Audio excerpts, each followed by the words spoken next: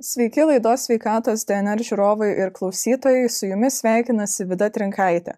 Trumpėjant dienoms, tamsėjant orui, dienoms darantis niūresnėms ir šaltesnėms, ne viskas asocijuojasi su žvakėmis, jaukumu ir šiltais namais. Kartais žmonės susiduria ir su niūriomis mintimis, vienatvė, liūdesiu ir kitokiamis emocijomis.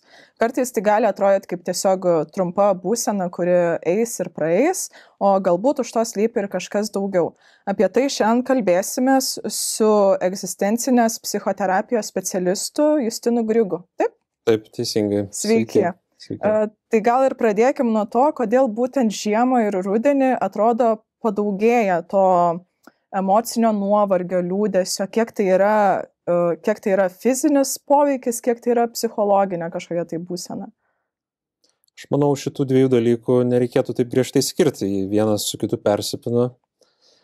Taip pat aš manau, kad ne visi žmonės išgyvena tą patį, tai vieniems tas perėjimas iš vasaros į rudenį, žiemą gan lengvai vyksta, kitiems sunkiau tikrai. Ir dirbant su klientais, tikrai pasitaiko klientų, kurie ryškiai išgyvena tą pasikeitimą. Tai vat ir bandant kažkaip suprasti, kodėl taip vyksta, aš manau, čia galima net keletą tokių aspektų išskirti, tiek fizinį, tiek psichologinį, tiek, sakyčiau, net ir gal tokį kultūrinį lygmenį galima paliesti ar panašiai. Tai nežinau, nuo kurio norėtumėt pradėti gal. Tai prie visų iš eilės prieikim. Tai apie tą fizinį lygmenį aš gal nesiplėsiu, nes čia gal ir ne visai aš pilnai ir galiu pakomentuoti, čia vis tiek toks labiau medicinos galbūt klausimas, biologijos, bet tikrai ten vitaminas D, įvairūs kiti panašus dalykai, jie daro įtaką savijautai. Ir čia yra faktas. Ir kai saulės mažiau, vitaminas D mažiau, kiti įvairūs dalykai, ten vitaminų trūkumas, visas tas susideda, jo, tai čia tas fizinis lygmuo, sakykime, yra. Gal psichologinis lygmuo, aš gal prie jo dar neįsiu, bet, sakyčiau, man įdomus visai tas kultūrinis lygmuo, kuris gal netaip yra aptariamas, bet aš manau, galima pagristai matyti ir jo reikšmę. Tai kad, pavyzdžiui, rudenį prasideda darbymetis. Jaunimui į mokyklą reikia eiti. Tai, žodžiu, tas gyvenimo tempas didėja iš tikrųjų. Ir kai kurie žmonės susiduria su tuo, pavyzdžiui, kad, darbe ten kažkokių konkurencinių situacijų daugiau yra. Kai tas darbas intensyvesnis ir vis ta konkurencinė aplinka aštrėja, tas gali psichologinių iššūkių įvairių kelt.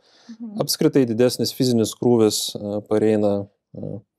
Mokyklose irgi vieniem mokiniam, kažkaip tokia kaip emocinė parama yra mokykla, bet kitiems toli gražu jiems, tai yra stresorius ta mokykla. Kitas dalykas man įdomus, kad, sakykime, mes gyvenam, sakykime, tokioj šiaurietiškoj kultūroje vis tiek. Jeigu imtume Europą, tai pietų Europoje, žiemos ruduo gerokai kitaip atrodo.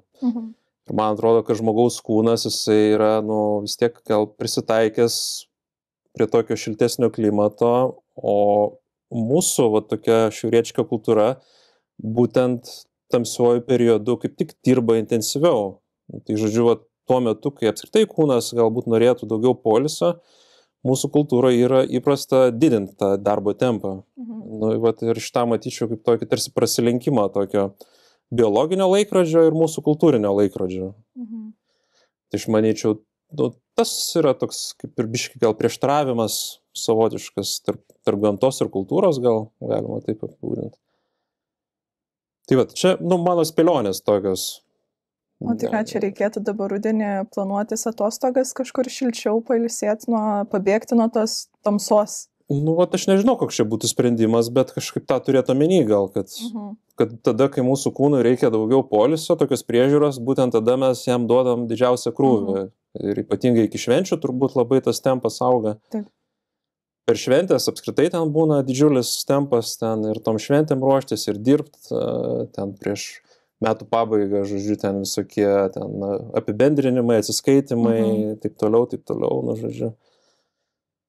Tai toks gaunas, kaip, sakyčiau, didelis krūvis organizmui, kuris taip kultūriškai iš tikrųjų sąlygotas atrodo. Tai Va dar apie tą šventės kalbant, tikriausiai atsiranda kažkaip daugiau ir vienatvės, tuo metu vis tiek yra žmonės, kurie gal neturi su kuom tų švenčių švęsti ir tos prasmės atrodo labai mažai tose šventėse. Ar susidurėt su tuo savo darbe? Nu, tikrai taip. Ne darbe, bet aš manau, daugelis iš savo patirties, nu, tikrai turi tų patirčių, kai, nu, rodos, va tos šventės, kurios yra apie šeimą, apie artumą, jos su savim daug įtampos nešasi. Nes iš tikrųjų šeimose, nu, tikrai dažnai būna daug nesutarimų. Taip. Ir panašiai, tai tiek vienišumo neša, bet ne tik vienišumo, sakyčiau, bet ir tokios baimės, galbūt baimės, kad bus kažkoks konfliktas, nesutarimas, įtampos, jo, tai va, tai... Tai praėjom jau ten tuos du aspektus - kultūrinį, fizinį ir dar liko tas psichologinis, prie kurio norėjot vėliau prieiti. Taip. Na, tas psichologinis, aš sakyčiau, mislingiausias yra aspektas, gal jį nėra taip lengva suprasti, net ir man pačiam turbūt, kame ten šaknis, bet, sakykime, dirbant su klientais tikrai pasitaiko žmonių, kuriems tas sezoninis pokytis, nu, kažką keičia ir galbūt ne visada į teigiamą pusę emociškai. Tai vat, kiek aš esu bandęs, nu, kalbėtis, aiškintis tuos dalykus, tai, na, ten įvairių tokių dalykų išnyra, bet panašu, kad, sakykime, tas sezoninis pokytis, jisai, nu, žmogui siejasi su kažkokiu irgi gyvenimo tempo pokyčiu, kuris nebūtinai dabar aktualus, bet, pavyzdžiui, praeityje būdavo aktualus. Sakykime, praeityje, nu, žmogus vasarą jausdavosi laisvesnis, galėdavo išeiti lauką, ten su draugais leisti laiką ir panašiai, ir atsitraukti, sakykime, nuo namuose esančių problemų. Kitaip sakant, vasara buvo ne tik šiltesnis laikas, bet apskritai toks laikas, kur žmogus turėjo daugiau galimybę atsitraukti nuo, sakykime, kažkokių tikrai sunkių emociškai situacijų, nu, pavyzdžiui, namuose.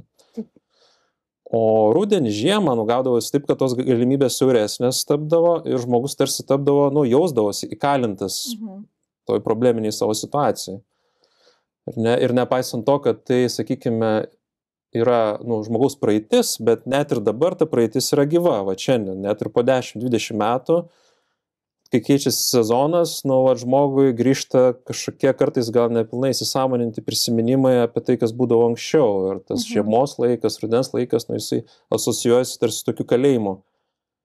Žmogus jaučiasi suvaržytas, suribotas to. Tai vat. O yra būdų kažkaip namuose susikurti tokią aplinką, kuri neverstų taip jaustis, atitolintų tas emocijas, tokias negatyvės? Aš manau, yra, bet čia jau toks, sakykime, netoks paprastas dalykas, nes kartais tos emocijos keičiasi, nu, iš pirmo žvilgsnio neaišku dėl ko. Ar ne? Ir iš tikrųjų, nu, psichologijoje, psichoterapijoje tikrai, nu, yra toks fenomenas, kaip, nu, neįsisąmoninti dalykai. Neįsisąmoninti prisiminimai, neįsisąmonintos emocijos. Ir kartais tas sezoninis pokytis, jisai žadina, nu, neįsisąmonintų prisiminimų tinklą kažkokį. Tai tam, kad išsilaisvinti iš to praeities šešėlio, nu, tikrai reikia kažkokio ar psichoterapinio darbo, ar kažkokio kitokio tokio vidinio darbo, psichologinio darbo, kad žmogus po truputį galėtų įsisąmoninti, kas jame vyksta ir po truputį pradėtų žiūrėti šviežiai į dabartį. Tarsi pradėti, nu, iš tikrųjų taip realiai matyti, kad dabar jau yra kitaip negu būdavo. Bet tai nėra toks paprastas procesas. Iš tikrųjų, tai neišeina tiesiog išjungti kaip jungtuku tų visų prisiminimų. O tai yra kažkiek susijęs su kažkokiam baimėm, nežinau, nu, tarkim, aš dabar esu kažkokioj tai pozicijoje, kur man reikia priimti sprendimą, bet aš kaip ir bijau tą sprendimą priimti, nors nesuprantu, dėl ko tai yra. Ar gali būti, kad tai ateina iš praeities kažkokių dalykų? Tai tikrai taip. Ir aš manau, tas nuolat vyksta, kad, nu, praeities patirtis jos, nu, daro didžiulį įtaką tam, kaip mes dabar išgyvenam. Net jeigu neturi jokio tiesioginio poveikio, tai tiesiog... Tikrai taip. O dabar grįžkim šiek tiek prie to, nuo ko pradėjom. Tai jūs su klientais, kai dirbate, dėl kokių dalykų dažniausiai žmonės kreipiasi, dėl kokių, nežinau, emocijų, su kuriomis nesusitvarko ir panašiai? Būna labai įvairiai. Bet, sakyčiau, dažniausiai žmogus ateina, nu, išgyvendamas, sakykime, kažkokį simptomą. pavyzdžiui, išaugęs nerimas ir neaišku kodėl. Tai va tas nerimas, sakykime, kaip simptomas, bet jo šaknis yra neaiškios. Ir žmogus kamuojasi toj nerimastingoj būsenoje, jam sunku yra miegoti, sunku susikaupti, sunku dirbti, blaškosi mintis ir panašiai. Susiaurėja gal irgi veiklos kažkoks spektras ir toj situacijai kreipiasi žmogus, kuris nori geriau suprasti, kas su juo dedasi ir ką su tuo daryti. Kitas atvejis būna, kai kreipiasi, kai santykių krizė kažkokia ištinka. Tai vėlgi, gyveno žmonės, elgėsi taip, kaip elgėsi, darė, kaip manė, kad geriausia jiems yra daryti, bet visą tai privedė prie kažkokio konflikto, ar poroje ten, ar su draugais, ar darbe. Žodžiu, ir ta konfliktinė krizinė situacija, jinai irgi verčia klausti, kas čia dedasi. Ar čia aš, ar čia kiti, tokio pasimetimo būna, tai žmonės tada ateina tokioje situacijoje. Tai jūs savo darbe padedat žmonėms atsakyti į tuos klausimus, iš kur viskas kyla. Taip. Ir, sakykime, psichoterapija, bet egzistencinė psichoterapija, jinai labiausiai yra orientuota į supratimą, tokį įgauti gilesnį supratimą apie, šaknis, mūsų elgesio, mūsų savijautos. Tai ir, sakykime, taip pat gilinti žmogaus geba pačiam kažkaip suprasti savo jausmus ir savo poelgius. Norėjau klausti, kaip tą padaryti, jeigu man kažkas yra, bet aš nesuprantu iki galo tos emocijos, ar tai nerimas, ar tai baimė, ar liūdesys, ar kažkas, kokius aš klausimus pats savo galiu užduoti, kad atpažinčiau, kas tai per emocija, kad žinočiau, ką toliau su ją daryti. Aš sakyčiau, gal pirmas dalykas, kuris toks yra svarbus, tai rasti tam laiko ir skirti tokio laiko pabūti su savim, refleksijai tokiai. Ir galbūt aš sakyčiau, svarbi ne tiek tokia refleksija, racionali refleksija, bet dėmesingumas savo jausmams. Ir aš sakyčiau, kad tie atsakymai, jie dažnai ateina patys. Jeigu aš jaučiu kažkokią įtampą, jeigu jaučiu kažkokius jausmus, kuriuos man sunku apibūdinti, tai sakykime, kas gali padėti, tai tiesiog duot biškį savo laiko, pabūt tyloj, pabūt ramybėj, sutelkt dėmesį į tai, ką aš jaučiu ir po truputį kartais, ima ryškėti. Galbūt aš pastebėsiu, kad, kažkokios situacijos, kurios čia įvyko paskutiniu metu, man sužadino tos jausmus. Gali būti, kad, pavyzdžiui, pirmą aš nesuvokiu to, bet jeigu aš duosiu, sakykime, kokį pusvalandį savo pabūt su tuo, tai pradeda išnirinėti savaime. Išlenda trikdžiai kažkokie. Jo. O kaip pasakyti, yra sunku reflektuoti turbūt apie tokius dalykus ir ne vienam žmogui sunku su tuom išbūti. Tai kiek yra svarbu neatstumti tų emocijų, nes dažnai žmonės sako, tu neapsikrauk, neliūdėk, čia nėra viskas taip blogai, kaip tau atrodo, kiek yra svarbu tas emocijas išgyventi, jų nenuslopinti, nepaslėpti. Manau, be galo svarbu tai yra, nes apskritai, psichologinė sveikata, sakykime, labai stipriai siejasi su gebėjimu taip priimti ir toleruoti sunkės emocijas įvairias. Ar tai būtų tas pats nerimas, ar tai būtų gėda, sakykime, ar kaltė. Visa tai yra sunkios emocijos ir žmonės paprastai išmoksta jas vienaip ar kitaip numalšinti, nuslopinti. Tam gali būti įvairių būdų. Pavyzdžiui, žiūrėti televizorių, scrollinti telefoną, į kompiuterį ten pasinerti.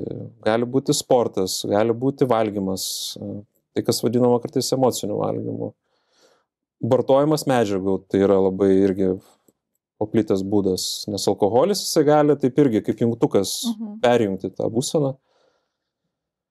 Bet visi tokie elgesiai, jie paprastai yra orientuoti į tų sunkių emocijų tokį malšinimą, slopinimą, bet dažniausiai tas ilgainiui duoda priešingą efektą, kad tas nepadeda kažkaip tvariai taip gyventi.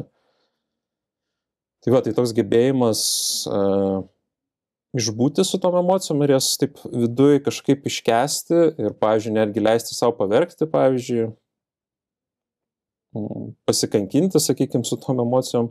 jos ilgainiui tikrai daugiau duoda tokio, gero efekto, nes žmogus kažkaip, ta tolerancija auga ir paskui tai netaip trikdo ir netiek tada reikia tų išorinių priemonių numalšinti tą visą skausmą, tokį išgyvenamą, emocinį skausmą. Tai išbūti su tom emocijom, atrodo, reikia mokytis, atrodo, sunku žmonėms ir paverkti, ir parodyti, nežinau, kaip sakėt, gėda kažkokia yra rodytas emocijas. Tai čia jau vaikystėje reikia tai ugdyti, leisti vaikams liūdėti, leisti paverkti, kada jiems reikia. Aš manyčiau, kad taip. Aš nežinau, kaip geriausia vaikystėje, bet, pavyzdžiui, su suaugusiais dirbant, tas tikrai pasiteisina. Tai išspėju, kad ir su vaikais tas, kažkokį efektą duoda. Tai. Aš tik su vaikais, kad nedirbu iš tikrųjų. Dar man labai įdomu, jūs, aš mačiau, užsiemat su sapnų analizė ar kažkas tai tokio panašaus. Tai gal apie tai turit ką įdomaus pasakyti, kaip tie sapnai, kaip pasakyti, asocijuojasi su emocijom, kurios žmogus išgyvena? Taip, galėčiau pasakyti, kad mano požiūriu sapnų prasmė būtent jausmuose ir yra. Nes, sakykime, šiaip sapnai yra labai, nuo seno toksai žmonės dominantis fenomenas, daug labai yra būdų paaiškinti tos sapnus. Ir vienas iš tokių populiariausių būdų aiškinti sapnus, tai yra kreipti dėmesį į tos tokius vaizdinius, vizualinius vaizdinius. Ir netgi tokia prielaida, kad galima tos vaizdinius tarsi knygą skaityti ir pasimti sapnyną, kuris tarsi žodynas, atsiversti. Ir ten skaitai, čia buvo gyvatė, tai gyvatė reiškia tai ir tai. Čia buvo ten krentantis dantis, čia tas ir tas voras, ten koks nors tą ir tą reiškia. Tarsi būtų kažkoks standartinis žodynas, pagal kurį gali iššifruoti tą sapną.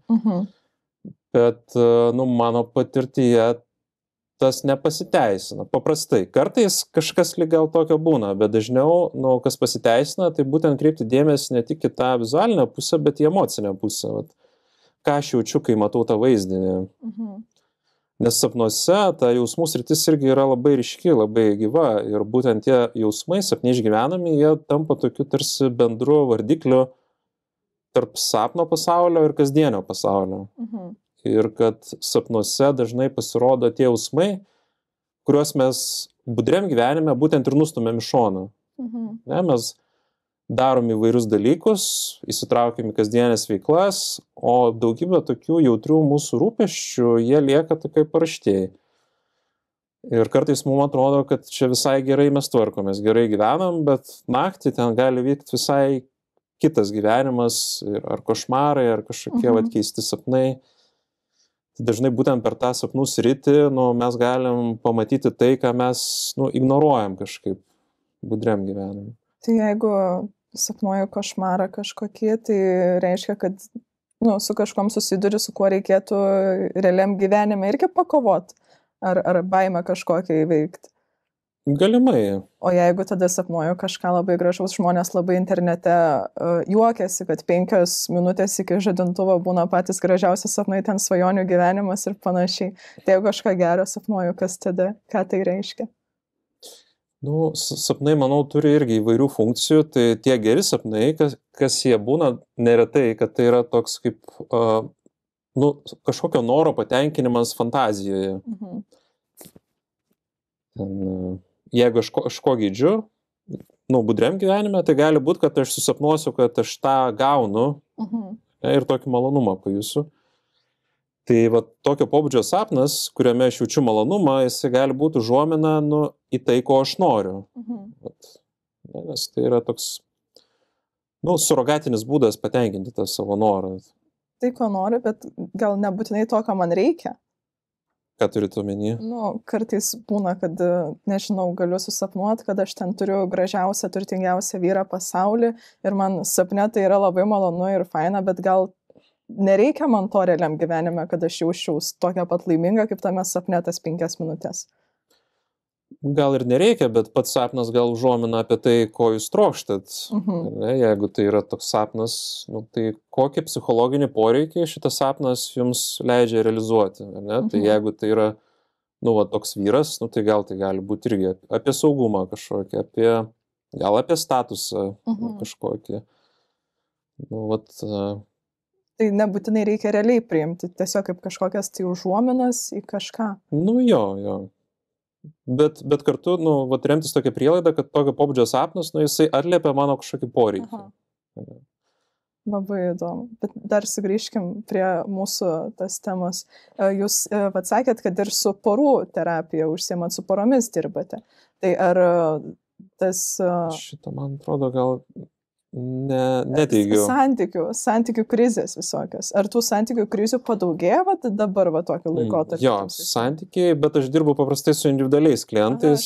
Nesupratau turbūt. Teisingai, jo. Tai individualūs klientai, bet santykių krizės labai dažnai būna, kas paskatina ieškoti pagalbos. Tai. O kažkiek turi įtakos ir tas laikotarpis tamsus santykiams? Būtent tokios sąsajos aš gal griežtai nenorėčiau daryti. Sakyčiau, tai gali kelti papildomų stresorių, aš manau. Bet kad tokia tiesioginė sąsaja, tai gal ne. Nebūtinai. Aš gal tik pastebiu, sakykime, su žmonėm, kurie yra jauni tėvai,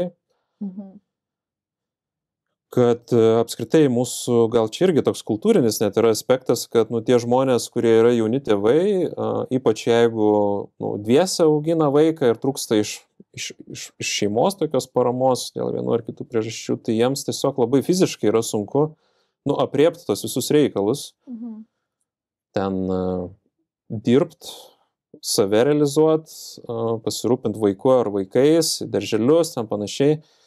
Tai tas, mūsų šiuolaikiniam gyvenime tikrai daug tokių, fizinių resursų, ko nereikalauja ir kai,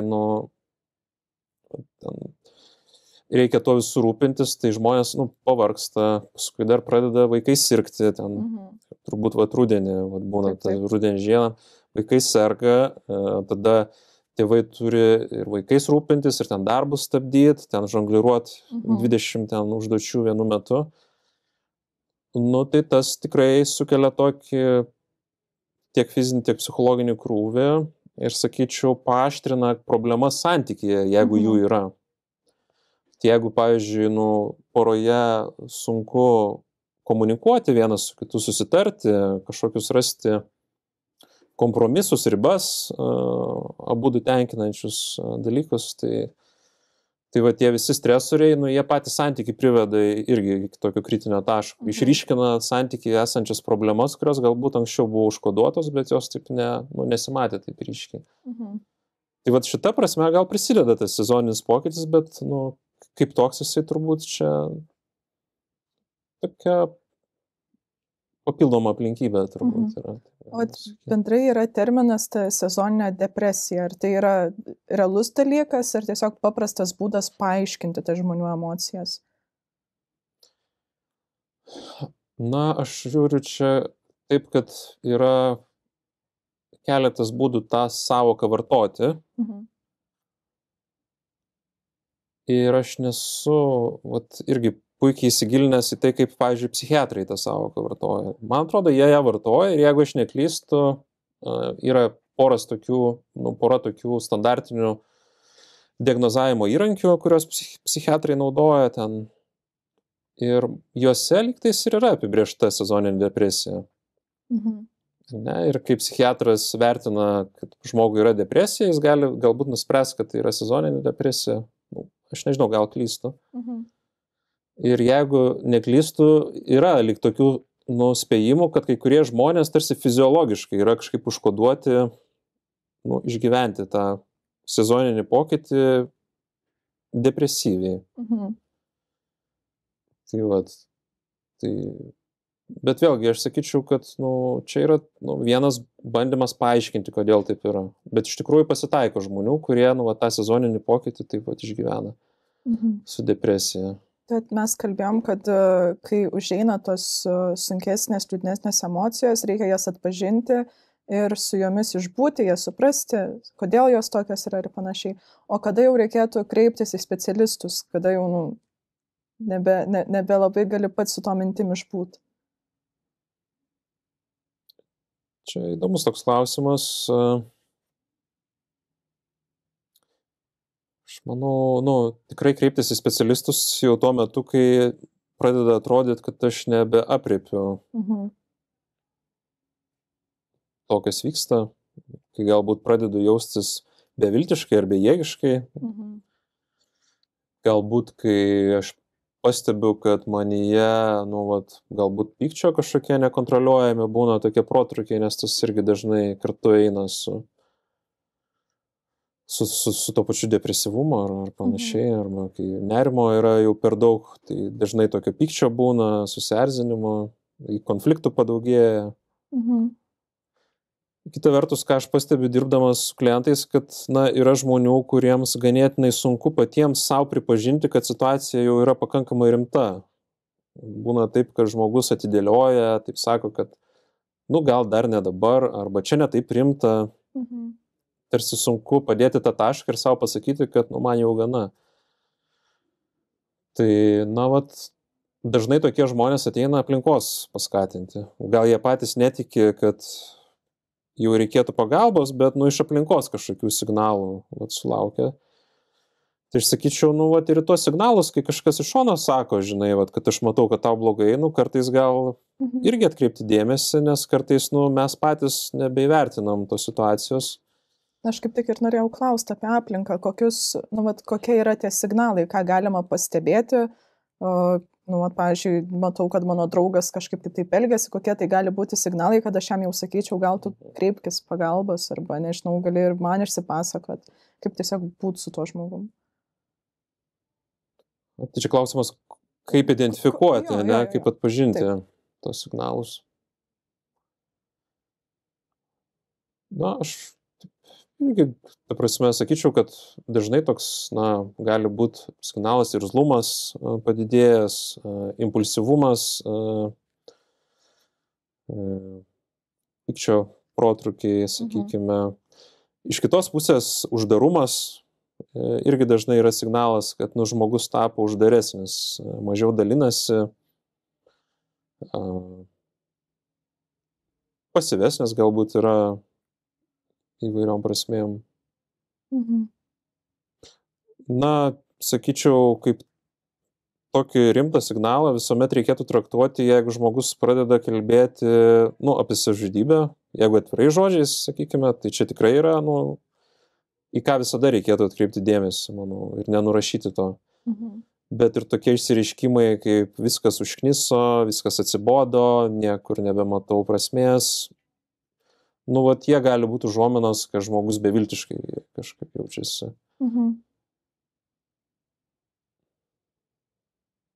Mes su vienu pašnekovu irgi kalbėjom apie tą buvimą kartu, pagalbą žmogui, ir jisai sakė, kad žmogui tiesiog reikia žmogaus, su kuriuo galėtų pasikalbėti ir su kuriuo galėtų pabūti. Ar jūs sutinkat, kad kartais gali užtekti tiesiog kažkokio artimo draugo, kad visos tos emocijos kažkaip lengviau nuslūgtų ir praeitų? Visiškai sutinku. Taip. Aš manau, kad čia yra apskritai toks didelis žmogaus poreikis būti ryšyje, kontakte apskritai. Čia kažkokia savybė tokia žmogiška. Ir dažnai, kai žmogus reiškia jausmus, ne tik ten nerimas, bet tai gali būti ta pati gėda, ten, ar pyktis, ar kaltė. Ko jam reikia dažniausiai, tai tiesiog išklausimo ir priėmimo to jausmų, ir dažniausia klaida, kuri yra daroma, tai toks skubėjimas rekomenduoti kažką, patarti, tas neveikia. Kas veikia, tai tiesiog toks pabuvimas ir pripažinimas, kad situacija prasta, arba matau, kad tau sunku, žinai, ir toks netgi, kaip sakyti, leidimas žmogui jausti ir kalbėti tai, ką jis jaučia. Tai nereikia sakyti, tu neapsikrauk, galvok pozityviau. Tas nepadeda paprastai. Tada žmogus pradeda jaustis, kad jo nesupranta kaip tik. Nes tas žmogus mato, kad jam yra tamsu. Kai šalia yra kitas, kuris sako, taigi čia viskas šviesu, gali neduoti to efekto kaip tik, kad manęs negirdi, manęs nesupranta iki galo. Jis nemato to, ką aš matau. O jeigu atsiranda šalia žmogus, kuris sako, skamba prastai, žinai, gal tu gali man daugiau apie tai papasakoti, žinai. Tai toks priėjimas, jisai duoda jausmą, kad mane girdi, mane bando suprasti, ir tas tikrai didžiulį palengvėjimą gali gali atnešti. Ir ta tamsa gali prasisklaidyti. Taip, taip. Tai ačiū labai, gal turit kokį nors pabaigai palinkėjimą mūsų klausytojams, žiūrovams? Nu, man atrodo, artėja šventės, turbūt tai tas tempas didesnis galėtų būti mažesnis. Kažkaip megzti ryšį su tai žmonėm, kuriais norisi megzti. Manau, man tas irgi atrodo svarbi mintis, nes dažnai toks yra krūvis, kad būtinai su šeima, ten su dar kažkuo, aš tai žiūriu, kad su tai, su kuriais norisi. Tam prioritetą teikti. Ačiū labai. Tikiuosi, kad pokalbis jums buvo įdomus ir vertingas, o aš atsisveikinu ir susitiksim kitose laidose.